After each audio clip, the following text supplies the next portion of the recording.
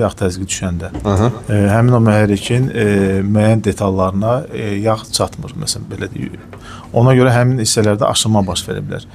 Yəni yağ təzyiqi düşməyin müəyyən səbəbləri olur. Bu yağ nasosundan da ola bilər, mühərrik yağının keyfiyyətinin aşağı olmasından da ola bilər və yaxud da ki, mühərrik yağının intervalı çox uzananda artıq o yağ keyfiyyətini itirib, həddən artıq durulaşıb, məsələn.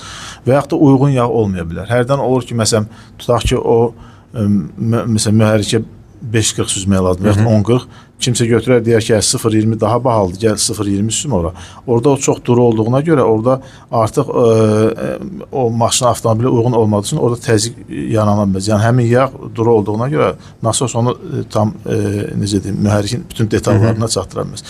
Yağ təzyiqi düşməyi, indi yəqin ki, onu sual verən, mən bilmirəm, onu hardan görüb. Əgər işıq yanırsa, yağ işığı, o ciddi məsələdir. Bu, davamlı şəkildə olursa, mütləq şəkildə onu ustaya göstərmək lazımdır. Mütləq şəkildə.